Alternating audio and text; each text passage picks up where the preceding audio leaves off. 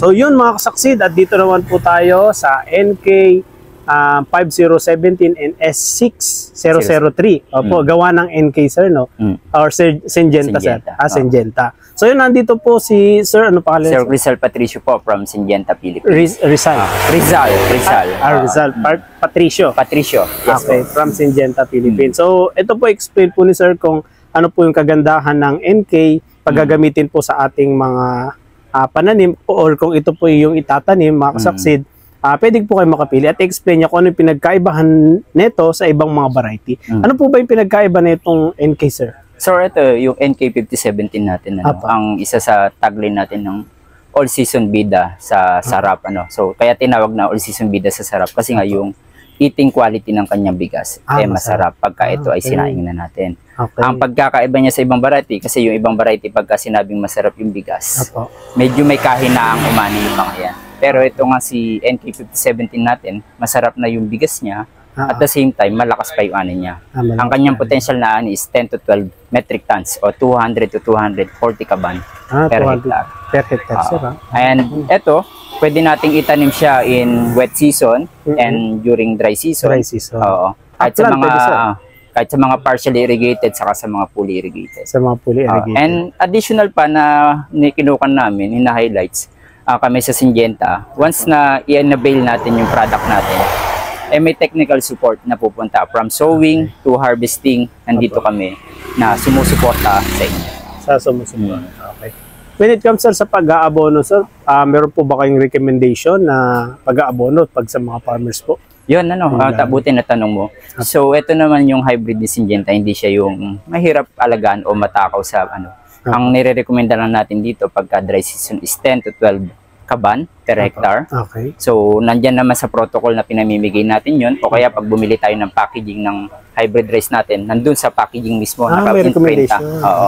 So, pag wet season naman, ang ina-apply natin is 8 to 12 kaban per hectare. 8 to 12 kaban per hectare. Yun yung recommendation ni Syngenta pagdating doon. Meron po ba kayo, sir, na pwedeng magamit, sir, na parang, for example, sila, kukontakin nila kayo, meron po ba kayong pwedeng kontakin or contact numbers? Ayun, pwede nyo akong kontakin anytime. Rizal Patricio, o yung number ko, 0919-0858-669. So, tapos, available naman lahat ng product natin sa mga agri-supply. Meron dun sa mga piniprintan natin na mga brochure, nandun yung mga contact number na pwede nyo kontakin kay Syngenta. Ito ba, sir, is hindi po ba siya maano sa insekto, sa mga fungus? Matibay po ba siya? So yun, gaya makikita nyo sa field ngayon, kung papansinin nyo, berding-berde yung dahon niya, and walang sign na nagkaroon siya ng sakit.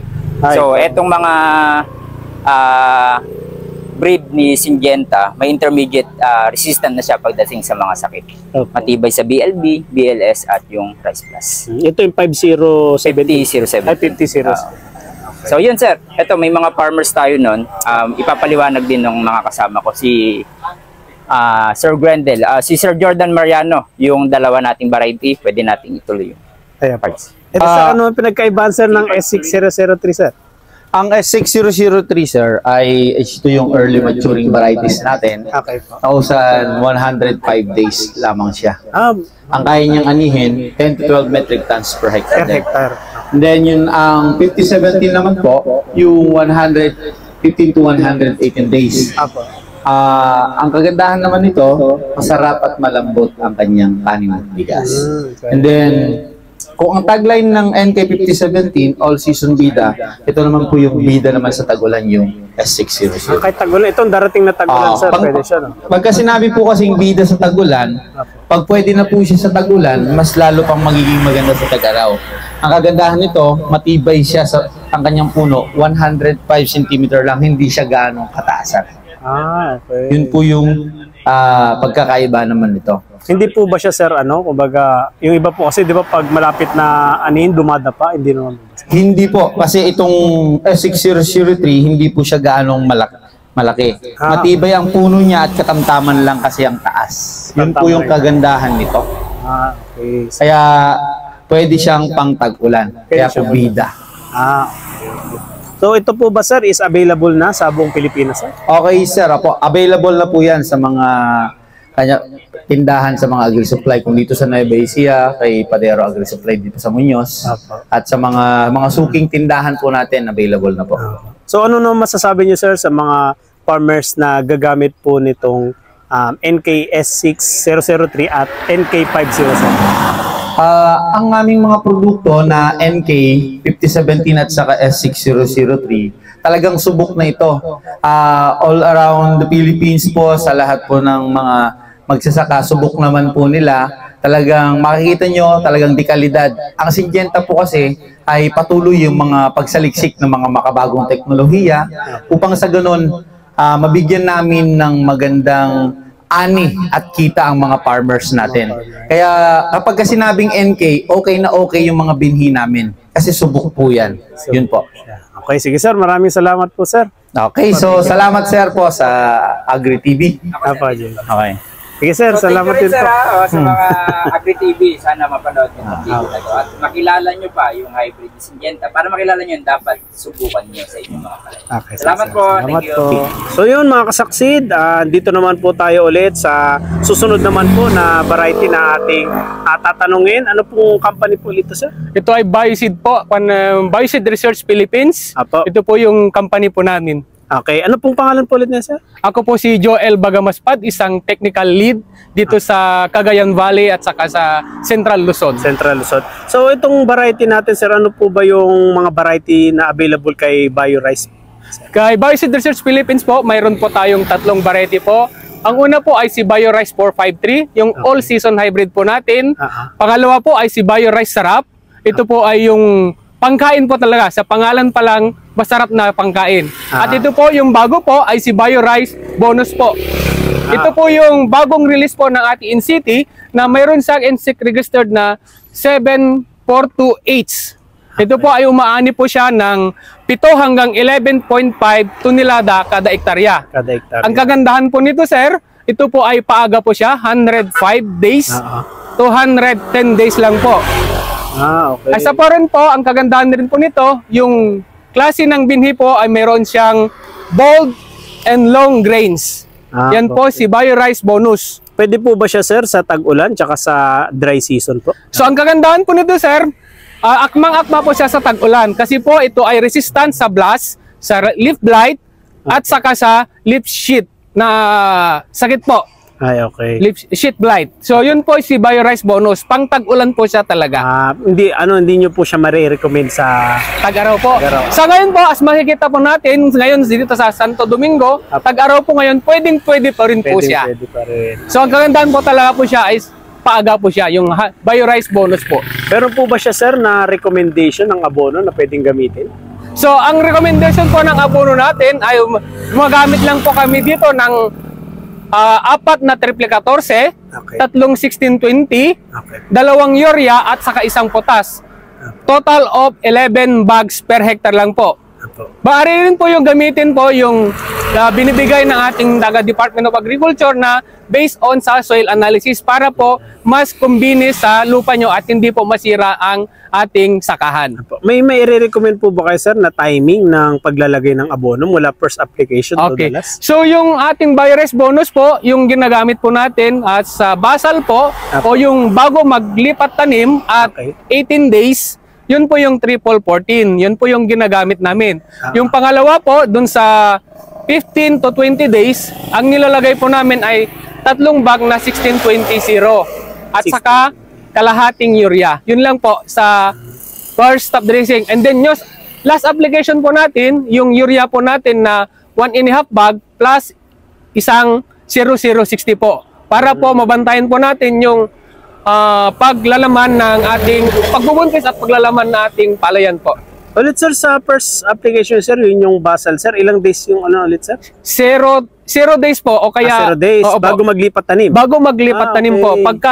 Pagkalinang po ng ating taniman o during yung final leveling po sir. Doon na siya pwede ilagay. Pero kung wala naman po tayong pera, meron po yung sinasabi na yung parang first application na nila is hanggang 7 days. Pwede rin po yun. Hanggang 7 days. Opo. Okay. Tapos yung susunod niya sir?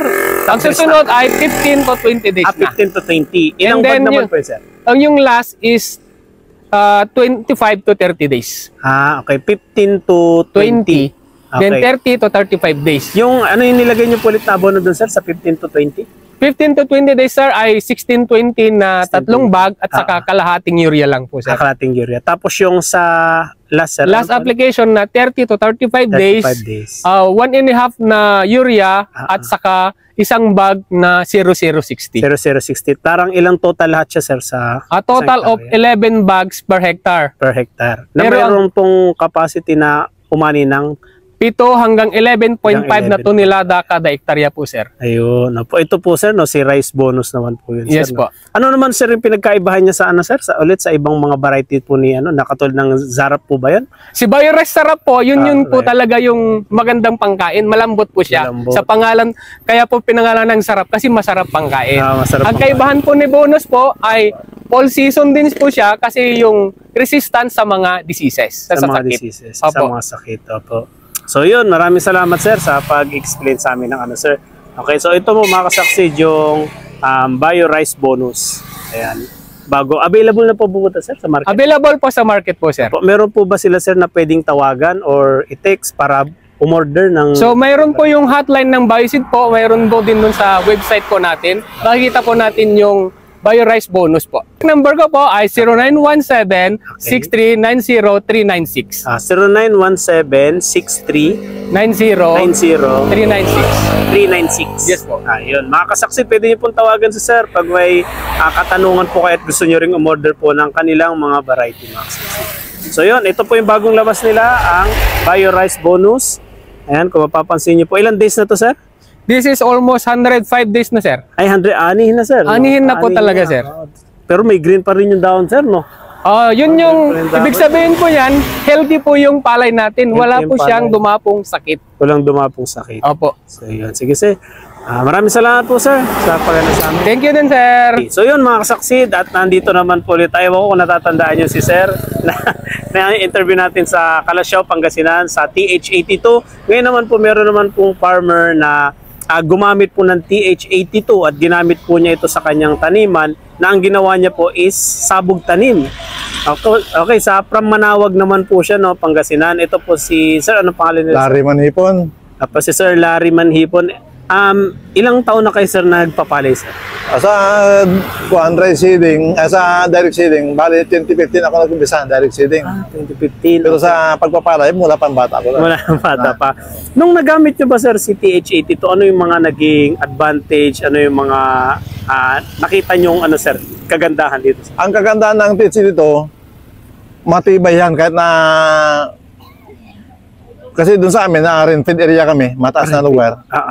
Kaya kahit wet seeding o dry seeding, maganda siya. Ibig sabihin, sir, pwede rin siya sa wet, pwede rin siya sa dry. Nasubukan nyo na siya doon. Oo.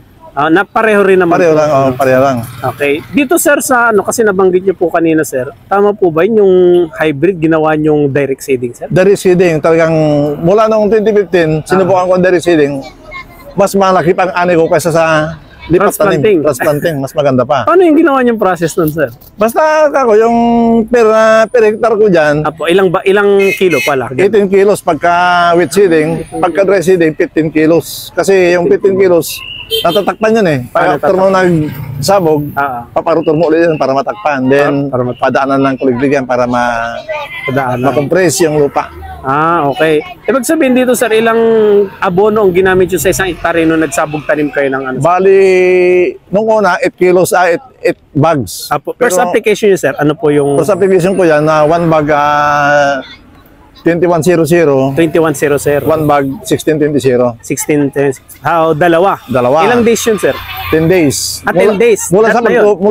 Mula pagtubo nun. Kasi direct ka pala. Direct mula sa pagtubo. 10 days. Tapos yung pangalawa, sir? 20 days. 20 days na. Mula sa pagtubo. Anong abono naman yun, sir? 1620 plus urea. 1620 tsaka plus urea. Bali, dalawang bag ulit po. Dalawang bag. Kasi kaya tayo nag-ulit ng 1620 kasi puros yan, pampaugat. Pampaugat. Kasi kung maganda yung ugat, mahabang ugat, maganda ang suhi. Maganda yung suhi.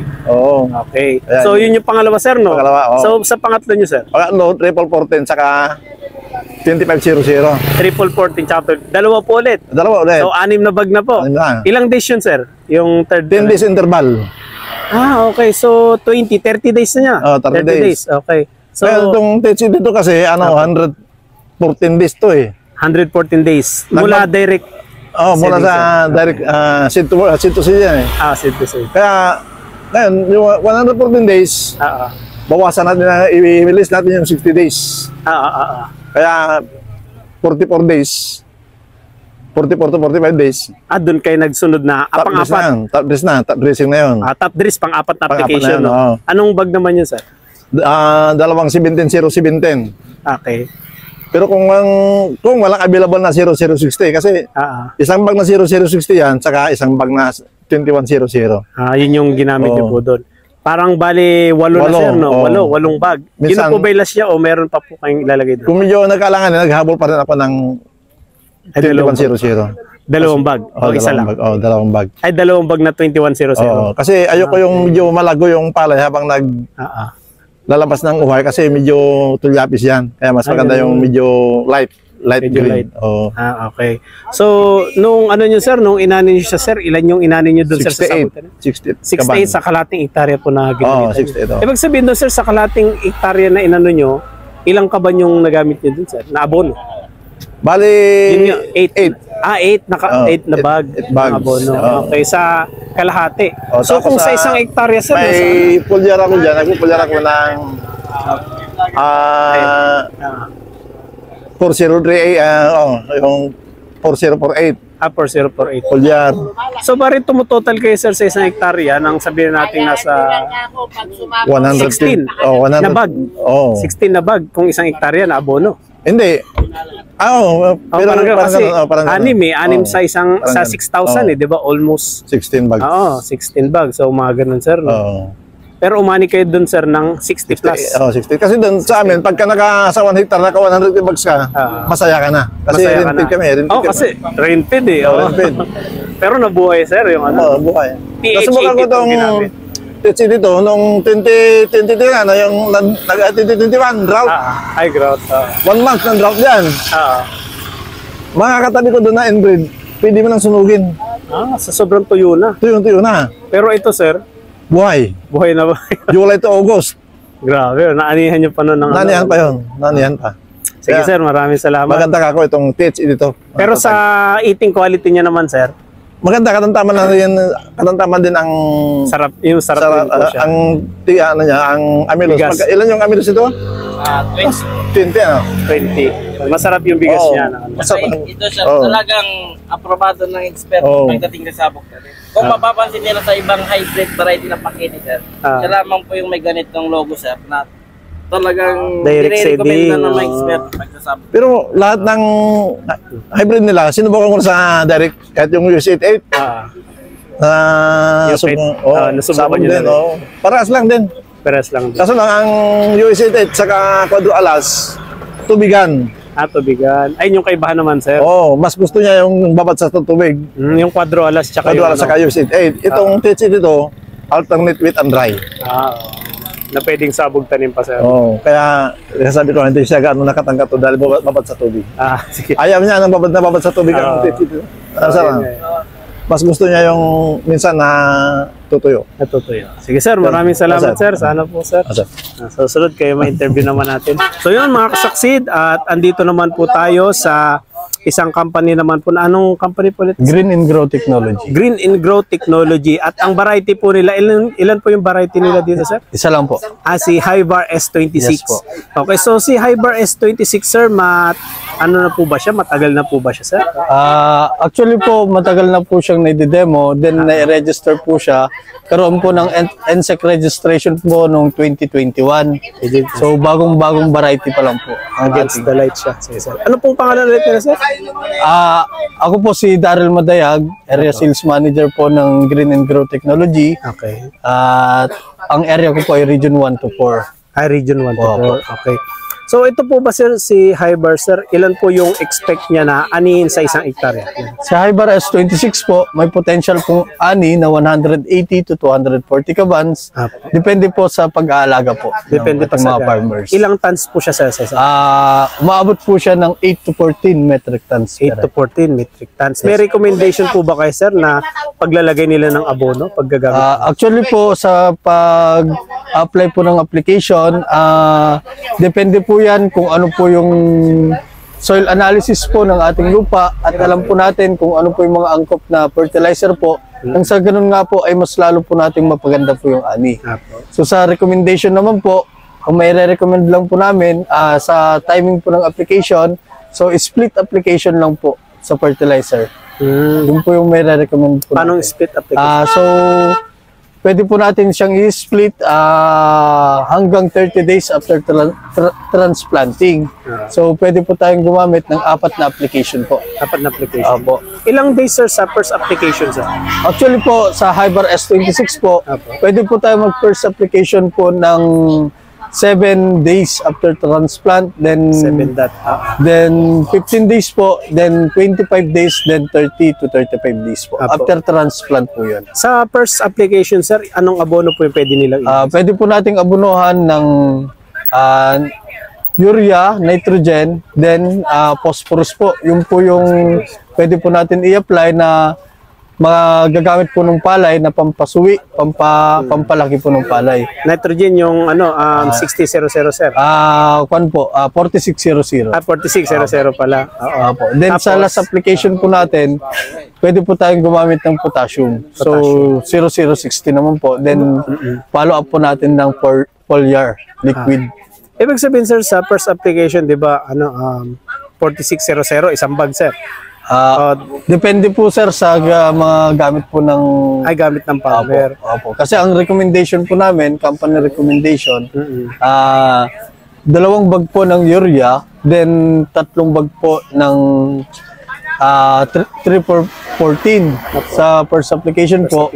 Then sa second application po, 1 bag urea, then dalawang bag po ng 1620. Opo. Then sa third application po, 1 bag po na urea, then 1 bag po na 1620. Then sa last application po natin, gumagamit po tayo ng 0060, then 1 bag po na urea.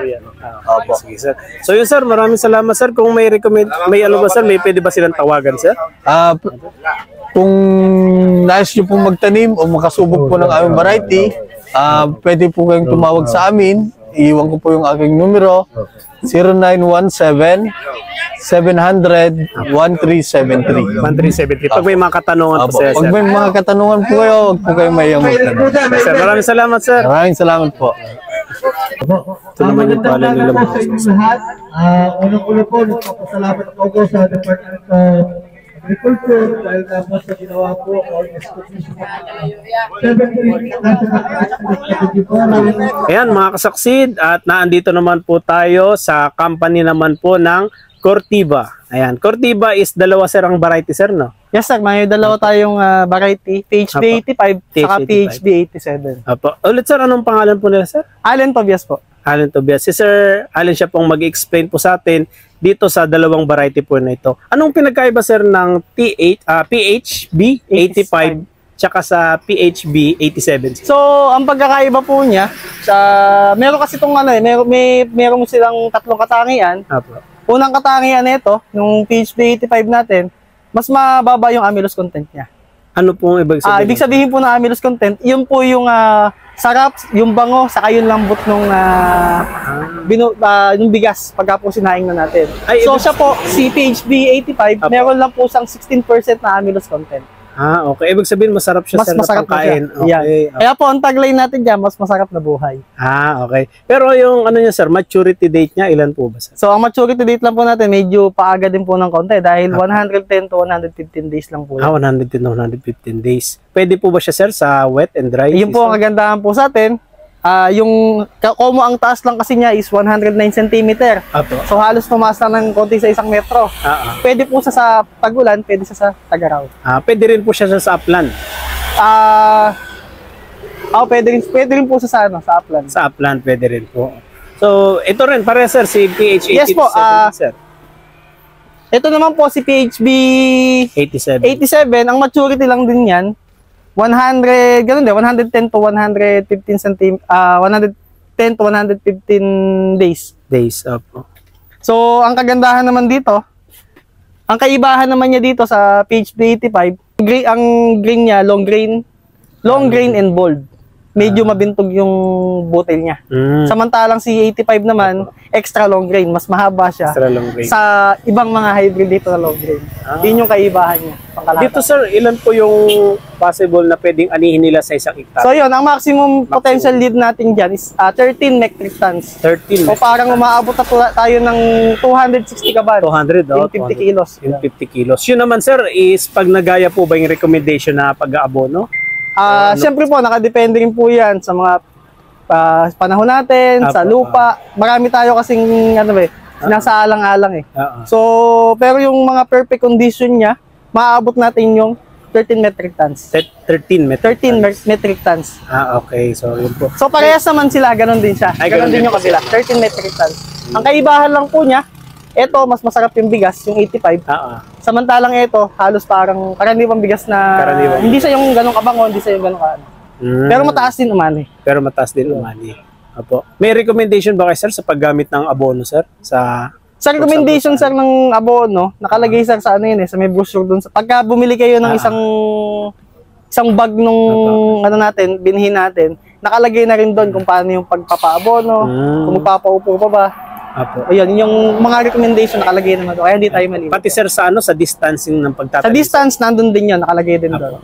Kung ilang kilo sir sa isang hektarya, pwede nilang. So ang recommendation natin sa silipat tanim 15 to 18 kilos. Siyempre nakadepende na yan kasi yung mga kuminsan yung mga magbubunot, wala nang wala nang habas bubunot eh. Kuminsan napuputol na. Kaya yung iba nagpapataan hanggang 18. Kung lipat tanim naman, kung lipat tanim naman, 19 to 24. Depende na rin po yan sa 19 to 24. Nasa ganun po. Okay. So yun. Ito sir, kung may mga katanungan sila sir, meron po ba silang pwedeng tawagan or accept? Pagka po kung may mga katanungan kayo sa Variety Nere, meron tayong Facebook page, yung Corteva Agri-Science. Makikita naman po natin sa Facebook yan. Meron po ba sila sir din pwedeng tawagan sir? Na number sir? Ganun po. Ito. Or doon sa page na lang po sir. Sa page po, pwede naman po kayo mag-comment o mag-direct message. Ayun, mga kasaksid. Ganito po siya kataas. Ilang days na po ito, sir? 77 days. 77 days. Okay. Ang kaibahan din yan, ito. Mas mahaba mahaba yung inuhay. Ito po yung... Ganong kahaba ang inuhay niyan. Hanggang ano din, sir, no? Halos hanggang ka mahigit eh. Oo. Samantalang ito namang isa, Bert, paabot niya ako isa. Samantalang ito namang isa, patong-patong. Kaya lang, hindi siya ganun kahaba yung binutil. Binutil niya. Samantalang itong isa, mas mahaba, extra long. Extra long, 85. 85, tapos ito 87. Okay. So, yun. Parehas naman silang mataas yung productive tillers, kaya maganda rin umasa. Maganda rin siya. Sige po, sir. Maraming salamat po, sir. Maraming salamat. So yun mga kasaksid, at nalibot na natin yung iba, hindi na natin napuntahan din yung iba at sobrang dami pa po na ganap dito sa NRTF, no? At ayan, i-message nyo na lang po yung mga na-interview po natin na mga variety at kaya na pong bahala sa kanila at makita nyo kung ano ba yung gusto nyo mga variety na pwede nyo itanim nitong darating po na taniman. So yun, maraming salamat po ulit mga kasaksid at see you po sa mga susunod na video natin at mga testimony na pwede nating ma-interview mga kasaksid. At ingat po kayo palagi. God bless po sa ating lahat. This is JMG Agri TV, aka Organic. Don't panic, it's organic. Let's go.